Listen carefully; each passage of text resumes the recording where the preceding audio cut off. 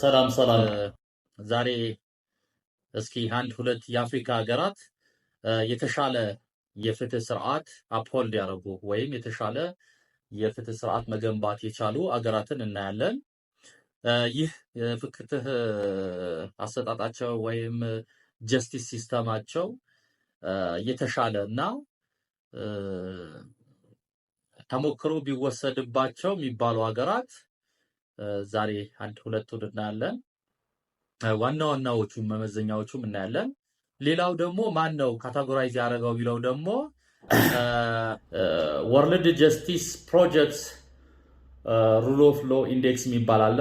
ወርልድ ጀስቲስ ፕሮጀክትስ ሩል ኦፍ ሎ ኢንዴክስ ዓለም ላይ ያሉ ሀገራቶች የፍትህ ስርዓታቸው ላይ በፍትህ አሰጣጣቸው ላይ ህዝቡን እንዴት ሰርቭ እያደረጉ ነው፣ አገሪቷን እንዴት ፕሮቴክት እያደረጉ ነው። ያው ፍትህ ሲባል በጣም ፈርጀ ብዙ እንደሆነ የምናውቀው ነው። ይህን መሰረት አድርጎ በየአመቱ የአገራት ሪፖርት የሚያወጣ ነው። ይህ ወርልድ ጀስቲስ ፕሮጀክት ሩል ኦፍ ሎ ኢንዴክስ የሚባለው ያው እንደምናውቀው ስለ ፍትህ ስናወራ፣ ስለ ህግ ስናወራ ሩል ኦፍ ሎ ወይም የህግ በላይነትን ነው። በቃሉ እንደምናወራው ዝም ብሎ በቀላሉ እንደምንጠራው አይደለም። ሩል ኦፍ ሎ ስንል እጅግ ሰፊ ጽንሰ ሀሳብ ነው። ስለዚህ ይህ ፕሮጀክት ወይም ወርልድ ጀስቲስ ፕሮጀክት ሩል ኦፍ ሎ ኢንዴክስ የተባለው በየአመቱ ሪፖርት ያወጣል። እንደምናውቀው ዓለም ላይ በአሁኑ ሰዓት ወደ 195 ሀገራት አሉ። በየአመቱ የራሱ ክራይቴሪያዎች በማውጣት አገራት የፍትህ ሲስተማቸው የፍትህ ስርዓታቸው ምን ይመስላል የሚል የሚያወጣ ነው ማለት ነው። በዚህ መሰረት በተለይ የመንግስት ኦርጋን የምንላቸው ሶስቱ ክፍሎች ለምሳሌ ህግ አውጪው፣ ህግ ተርጓሚው፣ ህግ አስፈጻሚው የምንለው አለ እና ፍትህ ስንል ወይም የህግ በላይነት ስንል ይህ ፕሮጀክት ወይም ወርልድ ጀስቲስ ፕሮጀክት ሩል ኦፍ ሎ ኢንዴክስ ላይ አንደኛ የሚወስደው የአገሪቷ ፍሬምወርክ ሌጋል ፍሬምወርኩ ምን ይመስላል ነው። ሌላኛው ጁዲሻል ኢንዲፔንደንሲው ከምንም በላይ በጣም ወሳኙ ይሄ ነው። ጣልቃ ገብነት የሌለበት ገለልተኛ የሆነ ኢንዲፔንደንት የሆነ የፍትህ ስርዓት የገነቡ ሀገራቶች ዓለም ላይ ብዙ አሉ። ባለፈ ቪዲዮ ላይ እንዳልነው አፍሪካ ሀገራት ላይ ነው እዚህ ጋር መወያየት የምንፈልገው። በየአመቱ አንደኛ የሀገር ነው ብሎ እያወጣ ባይሆንም ቤስት ፐርፎርማንስ ያላቸው ሀገራቶችን ለይቶ ነው የሚያወጣው። ለምሳሌ የ2022 የ2023 የ2024ን እያየሁ ነበር። ከአፍሪካ ሀገራት ለምሳሌ ሩዋንዳ ምርጥ የህግ ወይም የፍትህ ስርዓት ያላት ሀገር ነች። ሩዋንዳ እንደምናውቀው በ1994 እንደ አውሮፓ አቆጣጠር አንዳንድ ጽሁፎች 800 ይላሉ፣ አንዳንድ ጽሁፎች ደግሞ 1 ሚሊዮን ይላሉ። እና 800 ሺህ ነው ወይስ 1 ሚሊዮን ነው የሞተባት በዛን ሰዓት? በመቶ ቀናት ውስጥ እስከ 1 ሚሊዮን ህገ መንግስታቸው የሩዋንዳ ህገ መንግስት 1 ሚሊዮን ብሎ ጽፎታል። 1 ሚሊዮን ህዝብ በሁቱና ቱሲ ምክንያት የዘር ማጥፋት ወንጀል ተፈጽሟል። ከ1994 ወዲህ ግን ሪስቶሬቲቭ ጀስቲስ በሚል ወይም ፍትህን ሪስቶር በማድረግ የሚል ትልቅ ፖሊሲ ቀርጻ በመንቀሳቀስ ዛሬ ከአፍሪካ አገራት ቀዳሚ ሊያስብል በሚችል ሁኔታ የፍትህ ስርዓት ገንብታለች ማለት ነው። ቅድም እንዳልኳችሁ ሌጋል ፍሬምወርኩ፣ ኢንዲፔንደንሲው፣ ለፍትህ ተደራሽነቱ ከሙስና የጸዳ መሆኑን እና ሰፊ ክራይቴሪያዎች አሉ። ስለዚህ አገር በቀል የፍትህ ስርዓቶች ለምሳሌ አሁን ኢትዮጵያ ውስጥ ለምሳሌ በጉራጌ የጆካ ወይም ጭጫ የምንለው አለ። የኦሮሞ ገዳ ሲስተሙ አለ። እንደዚህ አይነት አገር በቀል የፍትህ ተቋማት የዳበሩባት ነች ሩዋንዳ። ገጫጫ የሚባል ወይም ገቻቻ፣ አንዳንዶቹ ጋካካ አነባቡ ትንሽ የተለያየ መጽሐፍቶች በተለያየ ነው የሚያነቡት፣ ግን GACACA ወይም ገቻቻ እንበለው። ይህ ባህላዊ ስርዓት ገንብታ ለሀገሪቷ ፍትህ ትልቅ አስተዋጽኦ እያደረገ ያለው አገር በቀል ባህላዊ የዳኝነት ስርዓት ነው። በዚህ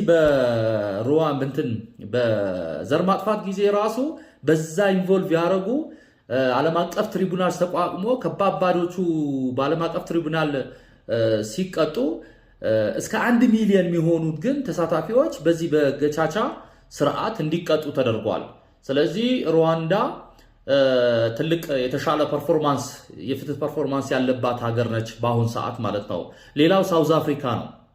ሳውዝ አፍሪካ ምናልባት በሚዲያና በተለያየ የምንሰማው የሴኩሪቲ ጉዳይ እንዴት ሊያስብለን ይችላል። ግን እንደ አገር የፍትህ ስርዓቷ ሌጋል ፍሬምወርኩ የተስተካከለ ነው፣ ኢንዲፔንደንት ነው። ከምንም በላይ ደግሞ በጣም ኢንዲፔንደንት ነው። ህግ ሲወጣ ጀምሮ ኢንዲፔንደንት የሆነ የህግ ስርዓት አላት ሳውዝ አፍሪካ ማለት ነው። እንደምታውቁት በ2010 እንደ ኢትዮጵያ አቆጣጠር እንግዲህ አክቲቭሊ የአገሪቷ ፕሬዝዳንት የሆነን ሰው ጃኮብ ዙማን ቀጥታ አምጥቶ ይሄን የቅንጦት ቤት ከየት አምጥተ ሰራሃው የሚል እና መጠየቅን ብቻ አይደለም የከሰሰ ትልቅ በሰዓቱ ስልጣን ላይ ካለው አካል በኩል ያልተሰፋ ገለልተኛ የሆነ የፍትህ ስርዓት ያላት መሆኑ ይሄ የሚያረጋግጥ ነው ማለት ነው።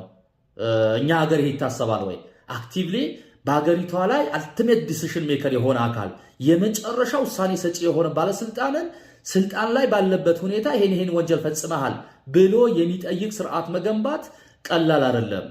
ከህግ አወጣጡን ጀምሮ ለምሳሌ አሁን እኛ ጋር ህጎች ይወጣሉ። ለሩል ኦፍ ሎ ወይም የህግ በላይነትን ለማስፈን ነው ህጎቻችን የሚወጡት። ስርዓቱን ለመደገፍ ስርዓቱን ለማጽናት የሚወጡ ህጎች የሉንም።